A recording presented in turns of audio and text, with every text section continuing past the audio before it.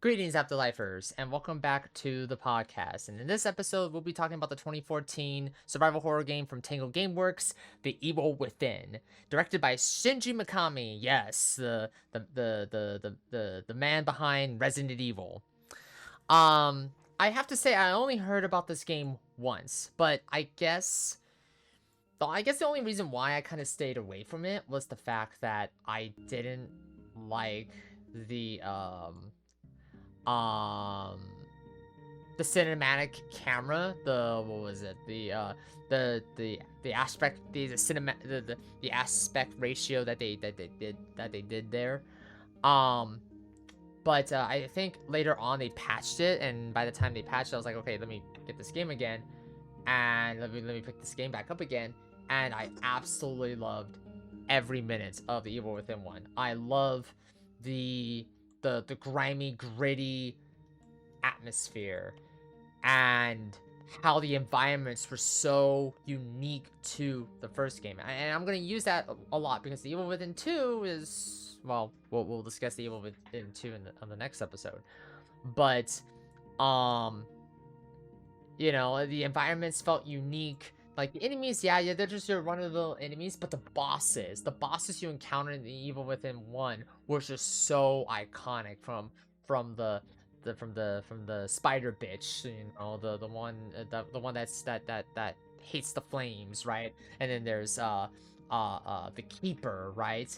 And then there is just so many unique bosses in that game that it's just like, man, this is aside the gritty atmosphere, and just the survival horror feel is on 110% here.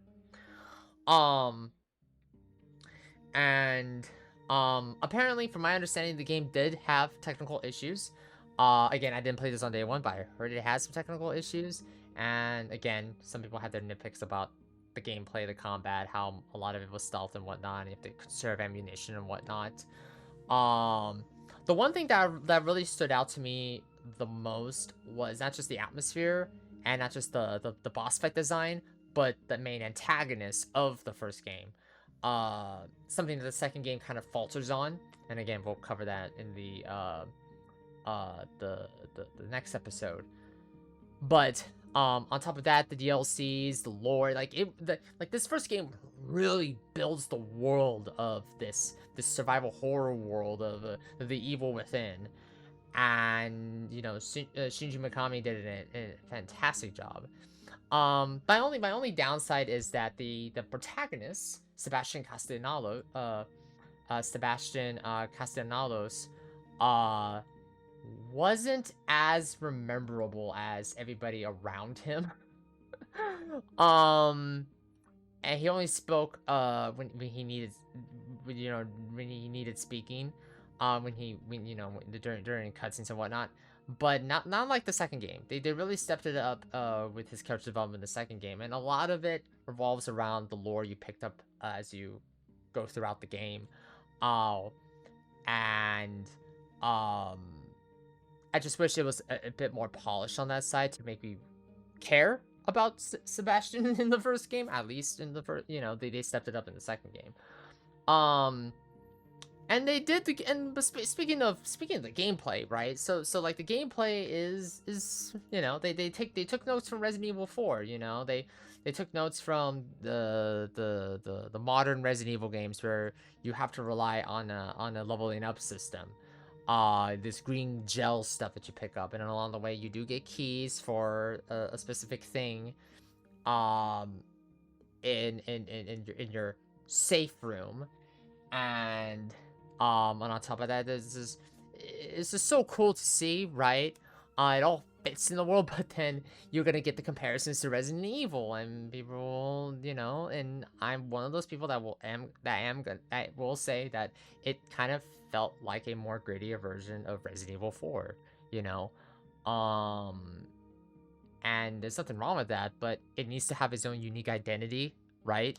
The Evil Within 1 is still a great game. The creature design, the horror atmosphere, the boss design, a lot of the stuff is really cool and all, but some things needed to be polished. you know.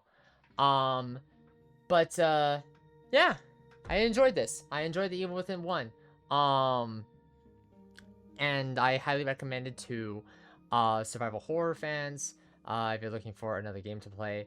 You do have to kind of mess with, if you do get it on PC, you do kind of have to mess with it, mess with the aspect ratio and the settings first. For whatever reason, it auto locks to a weird resolution and a bunch of things, and I had issues with it, and I had issues with it. I don't know if anyone else does. But you definitely, keep that in mind if you decided to buy this game and play in the DLCs and whatnot. But if you enjoyed this episode of the podcast, leave a like, comment, and subscribe to the YouTube channel. If you're listening to this on Spotify, then give the episode a like, and I'll catch you all on the next one. Bye bye.